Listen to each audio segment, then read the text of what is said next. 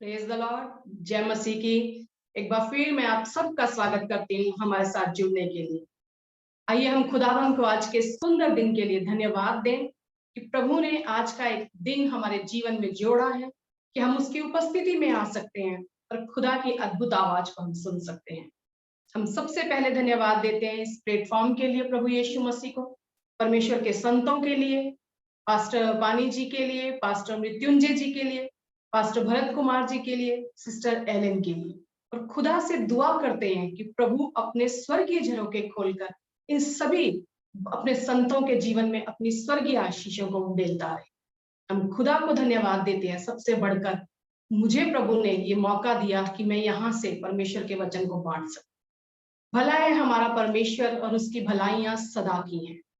आइए हम आज के वचन में जाने से पहले अपने आप को प्रभु के हाथों में सौंप दें और खुदा से कहें कि प्रभु, एक ही बात हम मांगते हैं, आप हम में बढ़ते जाएं और हम घटते जाएं। आपका वचन हमारे अंदर अधिकाई से बसने पाए प्रभु, ताकि वो हम पर राज करे और हम घटते जाएं। आइए हम दुआ में चले और खुदा से मांगे कि प्रभु अपनी आशीष और बरकत हम पर रखे। स्वर्गीय पिता, एक बार फिर धन्यवाद के साथ प्रभु जी हम आपके चरणों के पास आते हैं। आदर, महिमा, गौरव, जलाल के योग्य केवल आप हैं प्रभु यीशु। इस मुख से हम आपकी स्तुति करते हैं प्रभु यीशु, आपको धन्यवाद देते हैं प्रभु, आपकी भलाइयों के लिए, आपकी दया के लिए पिता, और आपकी करुणा के लिए प्रभु, जो सदा की है हमारे जीवन में। आज हम मांगते हैं पिता परमेश्वर की होने दे प्रभु, जो वचन, जो मन्ना आज आप हमें देने जा रहे हैं खुदा, इस मन्ने को पाकर प्रभु यीशु हमारी ऐसी भूख भड़के पिता कि हम सदा आपके लिए प्यासे और भूखे होने पाए प्रभु यीशु। आज हम यही दुआ करते हैं पिता, ये वचन हमारे जीवन में अधिकार ले ले पिता परमेश्वर, अधिकाई से बसने पाए प्रभु यीशु, ताकि आपकी बातों को छोड़ किसी और बात पर हम मन ना लगाएं मेरे प्रभु यीशु। अपने आप को पूरी तरह से आपके हाथों में सौंपते हैं पिता, और यही दुआ करते हैं खुदा, इस समय और आने वाले समय में जितने आपका इस वचन को सुनने वाले हैं प्रभु यीशु, होने दे खुदा उनके जीवन में आपका वचन अधिकाई से बस जाए प्रभु यीशु। क्योंकि आप कहते हैं जिस कार्य के लिए मैंने अपने शब्द को भेजा है वो उसे करके लौटता है प्रभु यीशु। हम विश्वास करते हैं बहुत तेरे आपके नाम को जानेंगे प्रभु, और बहुत तेरे आपके पास आएंगे पिता परमेश्वर। धन्यवाद देते खुदा, आगे का समय आपके हाथ में सौंपते हैं। इस छोटी सी दुआ को यीशु के सामर्थी नाम से मांगते हैं, amen amen. Praise the lord. एक बार फिर मैं आप सबका स्वागत करती हूँ हमारे बीच में। आज जो हम परमेश्वर का वचन देखेंगे, ये जो बात परमेश्वर ने आज मेरे मन में डाली, मैं चाहूंगी वो बात हम सब अपने जीवन में पूरी होने दें। आज खुदा से कहें कि खुदा ये मेरे जीवन के लिए हकीकत बन जाए, सच्चाई बन जाए मेरी, और आप ही मेरे जीवन में प्रथम स्थान पर रहे। आज हम रूत की पुस्तक को निकालेंगे और उसमें से हम परमेश्वर का वचन देखेंगे। ये रूत की कहानी हम सब जानते हैं, बहुत बार हमने पढ़ी है, बहुत बार हमने इसमें से बहुत कुछ सीखा है, लेकिन परमेश्वर का वचन हर बार जब हम उसे खोलते हैं, एक नया प्रकाशन हमारे जीवन में देता है, एक नया उजागर हमारे जीवन में वो लेकर आता है, नयापन लेकर आता है। हम फिर उसमें से कुछ सीख सकते हैं। यहाँ शुरुआत से ही हम पढ़ते हैं कि एक एलीमेलेक नाम का व्यक्ति है, उसकी पत्नी है, उसके 2 बेटे हैं, और वो सब जो है यहूदा के बेतलेहम शहर में रहते हैं, और वहां से वो मोआब देश को चले जाते हैं क्योंकि वहां अकाल पड़ा है, और वो रोटी की खोज में वहां से मोआब को चले जाते हैं। और हम सब जानते हैं उस कहानी में आगे, अगर हम पहले अध्याय में ही पढ़े, कि किस तरह जब वो वहां जाते हैं तो वहां पर नौमी का पति एलीमेलेक मर गया, और नौमी और उसके दोनों बेटे रह जाते हैं। फिर उसके दोनों बेटों की शादियां होती हैं, मोआबनी स्त्री से वो विवाह कर लेते हैं, और उसके बाद वहां लिखा है वहां कोई वो 10 वर्ष रहे, और उसके बाद नौमी के दोनों बेटे भी मर गए। नौमी का पति मर गया, उसके दोनों बेटे मर गए। अब नौमी और उसकी 2 बहुएं वहां रह जाती हैं, ओरपा और रूत। उसके बाद 6ठे वचन में लिखा है, तब वह मोआब के देश में यह सुनकर कि यहोवा ने अपनी प्रजा के लोगों की सुधि लेके उन्हें भोजन वस्तु दी है, उस देश से अपनी दोनों बहुओं समेत लौट जाने को चली। अब नौमी वहां से वापिस आ रही है, क्योंकि जब उसे ये पता चलता है कि बेथलेहम में परमेश्वर ने अपने लोगों की सुधि ली है, वो वापिस आना चाहती है और उसकी दोनों बहुएं भी उस स्थान में जहां रहती थी वहां से निकलती हैं और नौमी के साथ आगे अगर हम पढ़ते हैं तो उसके बाद क्या लिखा है कि नौमी रास्ते में अपनी बहुओं को चूमती है और उन्हें कहती है कि तुम अपने अपने मायके में चले जाओ, अपने परिवार के लोगों के पास चले जाओ और वहीं जाकर रहो, क्योंकि मेरे साथ चलने का अब तुम्हारे पास कोई लक्ष्य नहीं है, कोई फायदा नहीं है कि तुम मेरे साथ चलो। मेरे पास बेटे नहीं है, वो बेटे मर चुके हैं और अब मैं तुम्हारे लिए कुछ नहीं कर सकती, तुम अपने परिवार में और अपने लोगों में चली जाओ। और उन दोनों बहुओं में से जो ओरपा है वो अपनी सास को चूमती है और उनसे अलग हो जाती है। लेकिन वचन कहता है कि परंतु रूथ उससे अलग ना हुई। दो बहुएं उसके साथ चली हैं, उसमें से एक जो है वो लौट जाती है अपने मार्ग पर, अपने परिवार वालों के पास, अपने मायके वालों के पास, और दूसरी कहती है कि नहीं, मैं तेरे साथ चलूंगी, वो उससे अलग नहीं होती।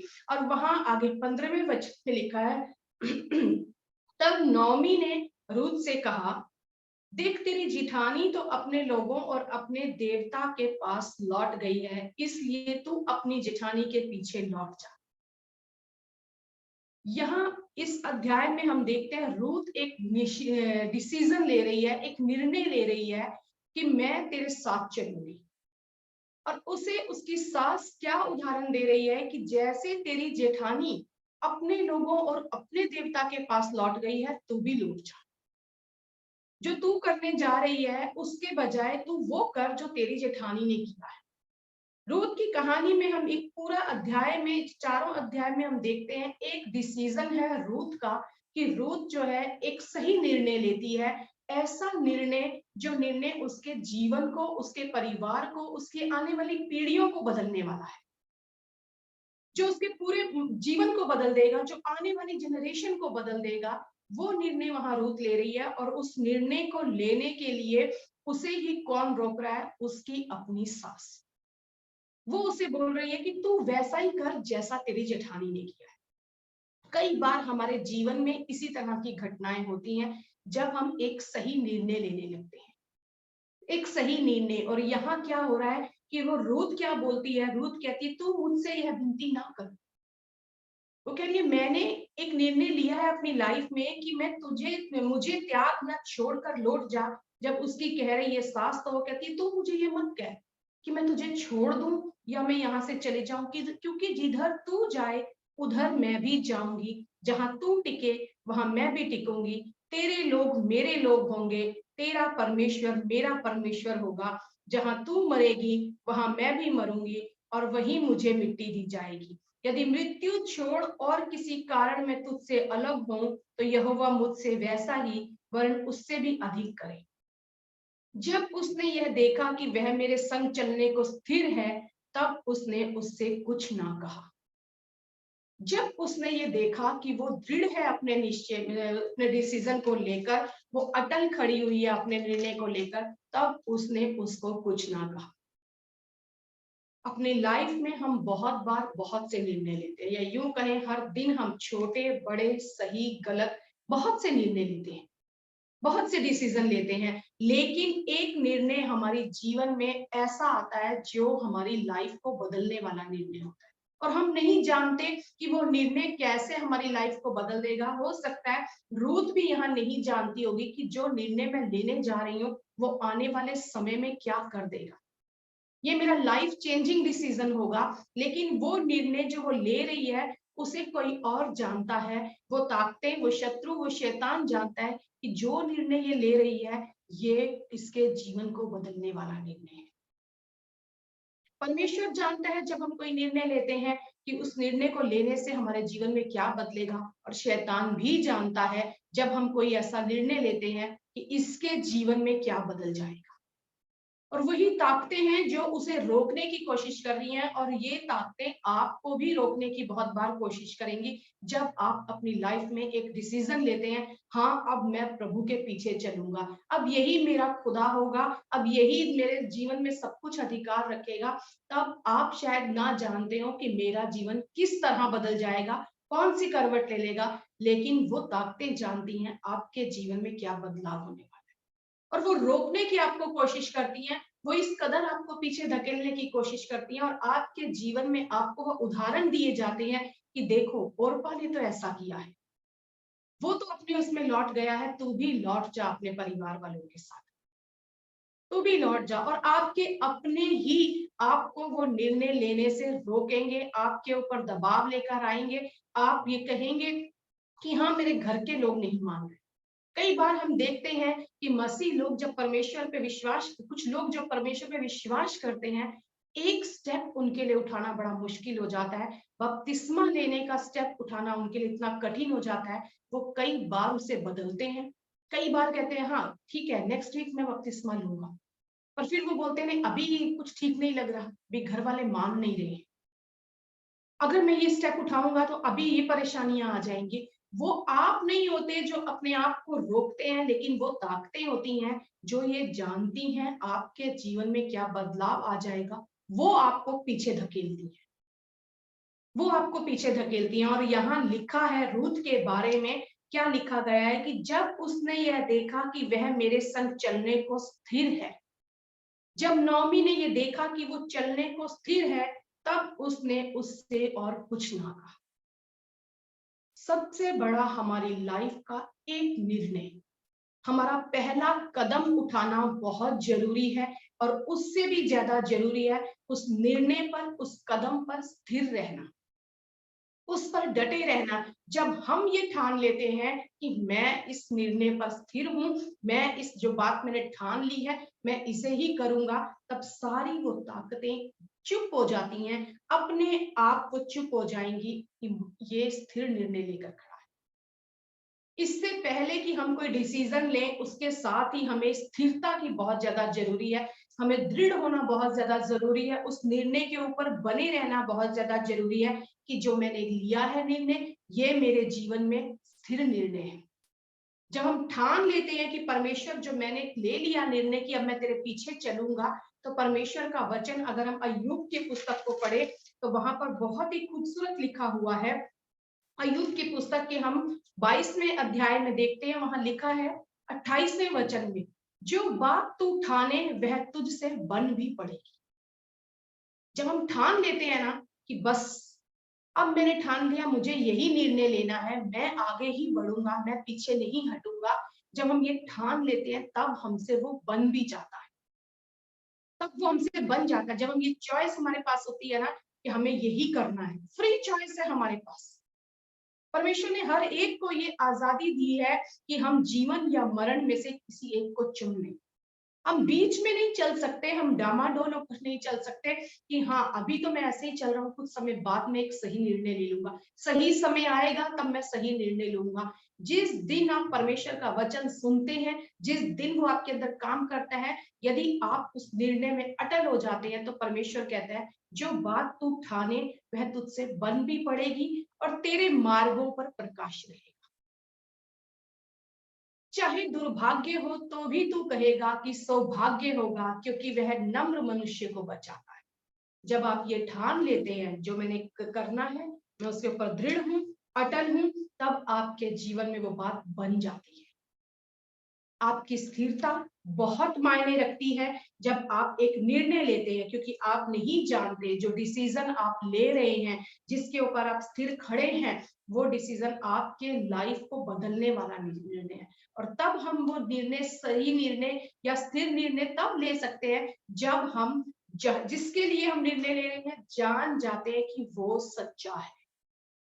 जब हम अपने खुदा को जानते हैं ना, या जिस तरफ हम जाना चाह रहे हैं, जब हम उसे जानते हैं तब हमारे लिए वो निर्णय लेना और भी आसान हो जाता है, क्योंकि हम जानते हैं कि वहां भलाई है, वो सच्चा है। जहां भलाई है, यदि हम वहां चुन लेते हैं तो सारी भलाइयां खुद ब खुद हमारे जीवन में आगे आ जाती हैं। 3 बातें हमें अपने जीवन में उस समय करनी पड़ती हैं जब एक सही निर्णय लेना है, हमें अपने आप को आगे धकेलना है, और दूसरी बात हमें करनी है जो अपने आप को उन बातों से, उन बातों को अपने आप से पीछे धकेलना है जो हमें पीछे खींच रही, और स्थिरता अपने जीवन में लानी है एक निर्णय को लेकर कि मैंने जो ठान लिया है मैं यही करके रहूंगा। जब हम देखते हैं कि रूत ने ये ठान लिया कि मैं तेरे ही साथ चलूंगी, तेरे ही साथ रहूंगी, और जब वो स्थिर हो गई, यहाँ लिखा है चलने को स्थिर है, जब उसने ये देखा कि वो चलने को मेरे साथ स्थिर है, तब उसने उससे कुछ ना कहा। आपकी दृढ़ता, आपकी स्थिरता, आपका ठान लेना, सारी बातें बन जाएंगी, सारी आवाजें बंद हो जाएंगी, सारा दबाव आपके ऊपर से हट जाएगा, क्योंकि आपकी स्थिरता सारी बातों को खत्म कर देगी। दूसरी बात हम यहाँ पर देखते हैं, जब वो वहां से आए लौटकर, वहां लिखा हुआ है इस प्रकार 22वें वचन में, इस प्रकार नौमी अपनी मोआबिन बहू रूत के साथ लौटी, जो मोआब देश से आई थी। वे जौ कटने के समय के आरंभ में बेतलेहम पहुंची। हमारा एक निर्णय हमारा वो बीज बोने के समान होता है। जब हम एक निर्णय लेते हैं, उस पर स्थिर खड़े हो जाते हैं, तो हम उस कटनी के मौसम में डायरेक्ट आ जाते हैं, जहां परमेश्वर हमारे जीवन में अपने कार्य शुरू कर देता है, जहां सिर्फ हम कटनी के मौसम में पहुंच जाते हैं, जहां हमें बोना नहीं है, जहां हमने काटना है, क्योंकि हमारे उस निर्णय ने बो दिया है बीज। और वो बीज जब बोया गया है, जब हम परमेश्वर के राज्य में पहुंच गए हैं, जब हम एक कदम आगे बढ़ाते हैं, परमेश्वर हमारे पास चला आता है। हमारा वो एक निर्णय हमें सही स्थान पर ले आता है, हमें अपनी आशीषों के बीच में ले आता है, उस परमेश्वर की मर्जी में ले आता है, और परमेश्वर हमारी जिम्मेवारी अपने ऊपर ले लेता है। उस समय अपने ऊपर ले लेता है उस समय, तब परमेश्वर का वचन कहता है कि उसकी जिम्मेवारी मेरी बन जाती है। यहाँ अगर हम देखें तो वो कहती है, मोआबनी वो नौमी से कहती है कि मुझे, यहाँ लिखा है दूसरे अध्याय के शुरुआत में ही, नौमी के पति एलीमेलेक के कुल में उसका एक बड़ा धनी कुटुंबी था, जिसका नाम बोआज था। जब रूत वहां पहुंची, बोआज पहले वहां पहुंच गया। बोआज पहले वहां आ गया। यहाँ अगले चैप्टर में, सेकंड चैप्टर में, रूत की कहानी को वहीं छोड़कर बोआज को ले आया गया। वो बोआज वहां पहुंच गया। जब हम एक स्टेप आगे बढ़ते हैं, हमारा बोआज, हमारा परमेश्वर हमारी तरफ अपना कदम बढ़ा लेता है। और यहाँ आगे लिखा है, मोआबनी रूत ने नौमी से कहा, मुझे किसी खेत में जाने दे कि जो मुझ पर अनुग्रह की दृष्टि करे, उसके पीछे पीछे मैं सिला बीनती जाऊं। उसने कहा, चली जा। तब उस बोआज के अनुग्रह की दृष्टि हम पर हो जाती है। हम नहीं जानते हमारा ये एक स्टेप हमें कहाँ लेकर जा रहा है। उस कठिनाई के दौर में, आज हो सकता है आप रूत की सिचुएशन में होंगे, आप नहीं जान पा रहे होंगे कि मैं कहाँ जाऊं, लेकिन जब आप एक सही कदम उठाते हैं, जब आप एक सही निर्णय लेते हैं, आप जान पाएंगे वो आपके जीवन को बदलने वाला निर्णय है। वो आपको आशीषों के बीच में लेकर आ गया। वहां लिखा है तीसरे वचन में, वह जाकर एक खेत में लवने वालों के पीछे बीनने लगी, और जिस खेत में वह संयोग से गई थी, वह एलीमेलेक के कुटुंबी बोआज का था। उसे नहीं पता था वो किसका है, लेकिन वहां लिखा है संयोग से वहां गई थी। बातें खुद ब खुद आपके जीवन में सही होती चली जाएंगी। आपको लगेगा, अरे मुझे तो मालूम ही नहीं था, ये तो खुद ब खुद मेरे जीवन में हो गया, संयोग से मैं वहां पहुंच गई। ये संयोग आपके जीवन में आपका खुदा लेकर आता है, क्योंकि वो आपके मार्गों को सही करने लगता है। अय्यूब कहता है कि जब मैंने ठान लिया, बातें बन गई और मेरे मार्गों में प्रकाश हो गया। तब आपके मार्गों में प्रकाश होने लगेगा। संयोग से आप वहीं पहुंच जाएंगे। संयोग से बातें आपके जीवन में जुड़ती चली जाएंगी। संयोग से बातें आपके जीवन में सही होती चली जाएंगी, और हर बार आप यही कहेंगे, मुझे तो मालूम ही नहीं था, ये तो संयोग से हो गया। आपका दुर्भाग्य होगा तो भी वो सौभाग्य में बदल जाएगा। ये परमेश्वर का वचन कहता है, क्योंकि वो आपके जीवन में आपके मार्गों को सरल करता चलेगा। वो आपके मार्गों में प्रकाश को लेकर आएगा। आगे अगर हम पढ़े तो वहां लिखा है, तब और बोआज बेतलेहम से आकर लवने वालों से कहने लगा, यहोवा तुम्हारे संग रहे। और वे उससे बोले, यहोवा तुझे आशीष दे। अब यहाँ बोआज जब आता है अपने खेत में, और वो देखता है कि वो लवने वाले क्या कर रहे हैं, और वहां आगे वचन में लिखा है, तब बोआज ने अपने उस सेवक से जो लवने वालों के ऊपर ठहराया गया था पूछा, वह किसकी कन्या है।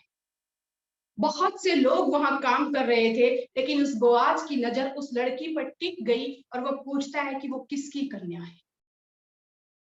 जब आप अपने जीवन में एक सही निर्णय लेते हैं तो उस खुदा की नजर आपके ऊपर टिक जाती है, तब आप हजारों की भीड़ में भी पहचाने जाते हैं, तब वो परमेश्वर आप में कुछ अलग देखने लगता है, उसके अनुग्रह की दृष्टि आपके ऊपर होने लगती है और उसकी नजर आप पर टिक जाती है। आगे लिखा है, तब उसने क्या कहा, वहां पे 8वें वचन में अगर हम देखें तो वहां से लिखा है, बोआज ने रूत से कहा, हे मेरी बेटी, क्या तू सुनती है?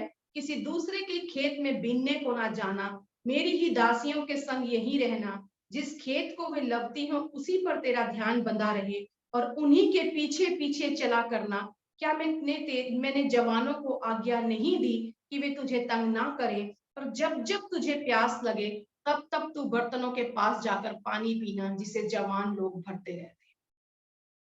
ये वचन बता रहे हैं कि अब तू मेरी जिम्मेवारी है, तुझे कहीं और जाने की जरूरत नहीं, क्योंकि तूने एक सही निर्णय लिया है। तू मेरे पास आई है, तू मेरे खेत में आई है, तू मेरे पीछे होली है, इसलिए अब तेरी जिम्मेवारी मेरी बन गई है। अब तुझे कहीं और जाने की जरूरत नहीं, अब तुझे किसी और पर भरोसा रखने की जरूरत नहीं। अब तेरे खाने पीने की जिम्मेवारी मेरी है, अब तेरी सुरक्षा मेरी है, अब मैं तुझे लिए चलूंगा, अब मैं तेरा ध्यान रखूंगा। वो कह रहा है अब तुझे कहीं और जाने की जरूरत नहीं, कहीं और जाने की जरूरत नहीं। कई बार हमारा निर्णय लेने से पहले हमारे जीवन में बहुत से सवाल होते हैं, अगर मैंने ये डिसीजन लिया तो क्या होगा? मेरे घर वाले मुझे घर से निकाल देंगे, मेरे परिवार वाले मेरे साथ बातचीत बंद कर देंगे, समाज वाले क्या कहेंगे? अगर मैंने बपतिस्मा लिया तो क्या होगा? अगर मैंने एक अविश्वासी लड़की से शादी ना करके विश्वासी लड़की से शादी की तो क्या होगा? क्या क्या मुझे खोना पड़ेगा? तब परमेश्वर आपसे कहता है, अगर आप एक सही कदम आगे बढ़ाते हैं, तेरी जिम्मेवारी मेरी है, तेरी जिम्मेवारी मेरी है। और अगर हम आगे 10वें वचन में पढ़ें तो वहां लिखा है, तब जब वो ये देखती है कि वो इतना सब कुछ मेरे साथ कर रहा है, तब वो बोलती है, रूत उससे कहती है, क्या कारण है कि तूने मुझ परदेशी पर अनुग्रह की दृष्टि करके मेरी सुधि ली है? क्यों तू मुझ पर इतनी कृपा दृष्टि रख रहा है? क्यों तू मेरे ऊपर अनुग्रह की दृष्टि करके मेरी सुधि ले रहा है? कौन हूं मैं? कौन हूं मैं कि तू मेरा इतना ध्यान रख रहा है? तो बोआज ने क्या उत्तर दिया, और यही उत्तर आज परमेश्वर आपको और मुझे दे रहा है। अगर हमने उस खुदा को चुना है, एक सही निर्णय लिया है, आज हम जब उसके पीछे हैं, तो ये उत्तर परमेश्वर आपसे और मुझसे कह रहा है। बोआज ने उत्तर दिया, जो कुछ तूने पति की मृत्यु के बाद अपनी सास से किया है, और तू किस प्रकार अपने माता पिता और जन्मभूमि को छोड़कर ऐसे लोगों में आई है जिनको तू पहले ना जानती थी, यह सब मुझे विस्तार के साथ बताया गया है। यहोवा तेरे कार्य का फल दे। वो कह रहा है, जो तूने किया है, जो कुछ तूने छोड़ा है, इसका परमेश्वर तुझे फल देगा, इसका परमेश्वर तुझे फल दे, क्योंकि जो कुछ तूने छोड़ा है, आज जो कुछ आप छोड़कर उस खुदा के पीछे आए हैं, परमेश्वर कहता है आपको फल मिलेगा। पतरस कहता है कि मरकुस 10वें अध्याय के 28वें वचन में पतरस कहता है, देख हम तो सब कुछ छोड़कर तेरे पीछे घूमे, हम तो सब कुछ छोड़कर तेरे पीछे आए हैं प्रभु। तो यीशु ने उससे कहा, मैं तुमसे सच कहता हूं, ऐसा कोई नहीं जिसने मेरे और सुसमाचार के लिए घर या भाइयों या बहनों या माता या पिता या बाल बच्चों या खेतों को छोड़ दिया हो और अब इस समय 100 गुना ना पाए। खुदा कहता है, जिसने मेरे लिए छोड़ा है, फल उसके लिए मेरे पास है, फल उसके लिए मेरे पास है। आज बहुत कुछ हो सकता है आपसे छूटा होगा, बहुत कुछ आपने खोया होगा, और आपके इस डिसीजन के द्वारा आपको लगता होगा मैंने बहुत कुछ खो दिया। पर परमेश्वर कहता है, ऐसा कोई नहीं जिसने मेरे लिए खोया है और वो कुछ पाएगा। 100 गुना यहाँ लिखा है, वचन कहता है, यहोवा तेरे कार्य का फल दे, तेरे कार्य का फल दे। दो बातें होती हैं जब हम एक सही निर्णय लेते हैं। पहले तो जब हम आगे कदम बढ़ाते हैं, हम पीछे कुछ छोड़ देते हैं, पीछे से हम हटते हैं, किसी से हम अलग होते हैं, तब हम आगे बढ़ते हैं। और दूसरी बात होती है, हम एक नई बात से जुड़ जाते हैं। कुछ छूटता है तो कुछ जुड़ता भी है हमारे जीवन में। जब हम किसी को अपने आप से अलग करते हैं तो कुछ हमारे जीवन में जुड़ भी जाता है। और आगे वचन में यही लिखा है, और इज़राइल का परमेश्वर यहोवा, जिसके पंखों तले तू शरण लेने आई है, तुझे पूरा बदला दे। दो चीजें हमारे जीवन में हो जाती हैं। परमेश्वर कह रहा है, जो छोड़ा है उसका फल दूंगा, और जो मेरी शरण तुमने ले ली है उसका भी मैं तुम्हें बदला दूंगा, क्योंकि मैं एक वफादार परमेश्वर हूँ, मैं एक विश्वास योग्य परमेश्वर हूँ। जब तुमने मुझे चुना है, मुझ पर विश्वास रखा है, मुझ पर भरोसा रखा है, तो मैं तुम्हारे भरोसे का तुम्हें बदला दूंगा। यहाँ दोनों बातें लिखी गई हैं, और जब हम एक डिसीजन लेते हैं अपनी लाइफ में, ये दोनों चीजें हमारे साथ होती हैं। हो सकता है आज आप लाइफ के किसी ऐसे दौर में खड़े होंगे कि जहां आपके लिए एक सही निर्णय लेना कठिन हो रहा होगा। आपको लग रहा होगा, क्या होगा अगर मैंने ये सब छोड़ दिया, और क्या होगा अगर मैं यहाँ से आगे बढ़ा, तो क्या सब सही होगा? परमेश्वर आपसे कह रहा है, जो छोड़ते हो उसका फल दूंगा, और मेरी शरण में आते हो तो उसका भी बदला पाओ। ऐसा कुछ नहीं होगा तुम्हारे जीवन में कि जो अगर तुमने छोड़ा है तो तुम उसके बदले में फल ना पाओ, और ऐसा कुछ नहीं होगा कि जो तुम्हारे जीवन में से हट गया है वो तुम्हें मिले ना, और जहां तुम आए हो शरण में, उसका मैं तुम्हें इनाम ना। आज परमेश्वर आपसे कह रहे हैं, चुन लो, एक निर्णय ले लो अपनी लाइफ में, क्या तुम पाना चाहते हो। अगर आप उस एक सही निर्णय को लेते हैं, आप कटनी के समय में आ जाते हैं, आप बीनने के समय में आ जाते हैं। यहाँ पर लिखा है, वचन कहता है, मुझे लगने वालों के पीछे पीछे फूलों के बीच बीनने और बालें बटोरने। ये आपका एक सही निर्णय आपकी लाइफ में बटोरने का समय आ जाता है। आप बटोरने लगते हैं, आप उस समय कटनी के सीजन में पहुंच जाते हैं, फसल आपके लिए तैयार आपको मिलती है। बहुत सी बातें आपके सही निर्णय के द्वारा आपके जीवन को बदल देती हैं। वो लाइफ चेंजिंग निर्णय आपके जीवन में हो जाता है जब आप एक सही निर्णय को लेते हैं। एक सही निर्णय हमारे जीवन में लेना हमारे लिए बहुत जरूरी है। ना सिर्फ वो हमारी आने वाली जनरेशन को बदलता है, लेकिन कई बार जब हम एक अविश्वासी परिवार से बपतिस्मा लेकर मसीह के राज्य में शामिल होते हैं, तो यहाँ परमेश्वर का एक वचन बताता है, चौथे अध्याय के 14वें वचन में लिखा है, तब स्त्रियों ने नओमी से कहा, यहोवा धन्य है जिसने तुझे आज छुड़ाने वाले कुटुंबी के बिना नहीं छोड़ा, इज़राइल में इसका बड़ा नाम हो। तब आपका पिछला घराना भी छुड़ाने वाले के बिना नहीं रहता। कहीं ना कहीं आपका निर्णय आपके पिछले माँ बाप हो, भाई बहन हो या परिवार वाले हो, उनके जीवन के लिए भी एक आशीष का कारण बनता है। और आने वाली, और आगे लिखा, और वह यह तेरे जी में जी ले आने वाला, तेरे बुढ़ापे में पालने वाला हो, क्योंकि तेरी बहू जो तुझसे प्रेम रखती है, 7 बेटों से भी तेरे लिए श्रेष्ठ है, उसी का यह बेटा है। वो बहू जिसने एक निर्णय लिया सास के साथ चलने का, जब उसके जीवन में जो आशीषें आई, उसके द्वारा नौमी भी आशीषित हुई, और उस नौमी के द्वारा जीवन में जो आशीष रूत ने पाई थी, उसके द्वारा उसकी आने वाली जनरेशंस भी सुधर गई। हम सब जानते हैं कि किस तरह रूत ने एक निर्णय लिया नौमी के पीछे चलने का। नौमी भी वहां शांत हो गई कि उसे चलने दिया अपने साथ। उसके बाद जब उसने उस निर्णय को लेकर वो आगे बढ़ी, उसकी लाइफ में परमेश्वर ने किस तरह कार्य किया। एक भलाई का कदम उसने उठाया, सारी भलाइयां उसकी तरफ आने लगी। संयोग से वो वहां पहुंच गई जहां उसे पहुंचना था। ये संयोग हमारे जीवन में कोई और लेकर नहीं आता, ये परमेश्वर लेकर आता। जब हम कहते हैं ना इस बात को कि मुझे तो मालूम ही नहीं चला कैसे सारी बातें सही होने लग गई, वो हमें तब मालूम नहीं चलता क्योंकि कई बार हम यहाँ पृथ्वी पर कार्य होता हुआ नहीं देखते, लेकिन हमारा एक निर्णय वहां कार्य शुरू कर देता है परमेश्वर के राज्य में, और परमेश्वर उतर आता है आपके और मेरे जीवन में अपनी भलाइयां लेकर।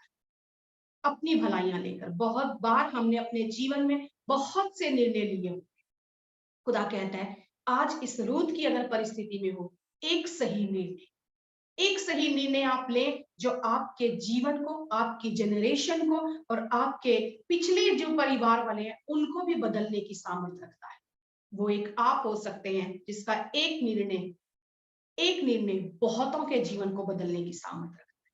मैं विश्वास करती हूँ आज इस वचन के द्वारा आप परमेश्वर के और नजदीक आएंगे, और परमेश्वर की बातों को समझ पाएंगे कि किस तरह हमारे जीवन में यदि हम परमेश्वर को चुनते हैं, यदि हम परमेश्वर को चुनते हैं और उसके लिए हमें कुछ खोना पड़ता है, तो ऐसा कुछ नहीं कि जो हमने खो दिया वहां हम ना पाए। परमेश्वर कहता है 100 गुना आशीष, क्योंकि तूने मेरे लिए इस कार्य को किया है, तुझे फल मिलेगा। और अब जब तू मेरे पंखों तले आ गई है, मेरे पंखों की शरण में आ गई है, इसका भी मैं तुझे बदला। परमेश्वर आज इस वचन के द्वारा आपके जीवन में अपनी आशीष और बरकत को देने, और मैं विश्वास करती हूँ कि आप अपने निर्णय को लेने में आज सामर्थ्य बन पाएंगे और एक सही निर्णय अपनी लाइफ में आप ले पाएंगे। आइए हम खुदा को धन्यवाद दें। स्वर्गीय पिता, हम धन्यवाद देते हैं प्रभु जी, धन्यवाद देते हैं पिता कि हर दिन आप ही हमारी अगुवाई करते हैं प्रभु, कि अपने जीवन के हर क्षेत्र में हम एक सही निर्णय ले पाए पिता परमेश्वर, वो निर्णय प्रभु यीशु जो हमें आपकी ओर लेकर चले प्रभु। हम धन्यवाद देते हैं खुदा कि हमने अपनी लाइफ में एक ऐसा सही निर्णय लिया जहां हमने आपको चुना प्रभु यीशु, जहां हम आपके राज्य में शामिल हो पाए पिता परमेश्वर। और आज हम यही दुआ करते हैं कि आने वाले समय में हम जितने डिसीजन लें पिता, हमारे जीवन में आप प्रथम स्थान पर रहे प्रभु यीशु। हम सिर्फ आपको अपने आगे रखकर अपनी लाइफ का हर डिसीजन ले प्रभु जी, स्थिर रहे उस डिसीजन में पिता परमेश्वर, और जान ले प्रभु यीशु की जो बात हम ठान लेते हैं वो बन भी जाएगी प्रभु, और हमारे मार्गों में आपके द्वारा प्रकाश होगा पिता परमेश्वर। धन्यवाद देते हैं खुदा, सारी महिमा आदर गौरव हम आपके नाम को देते हैं। इन सुंदर वचनों के लिए हम आपको धन्यवाद देते हैं पिता, कि आप ही हैं जो हमसे बात करते हैं, हमें चलाते हैं, हमें उठाते हैं और हमें बल देते हैं पिता। धन्यवाद यीशु, यीशु मसीह के नाम से हम इस दुआ को मांगते हैं, amen amen.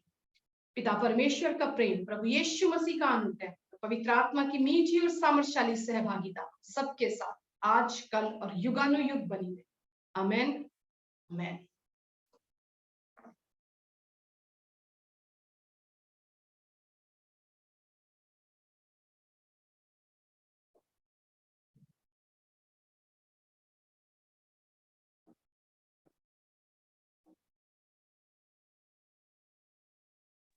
Thank you so much Kavita ji. एक मिनट है।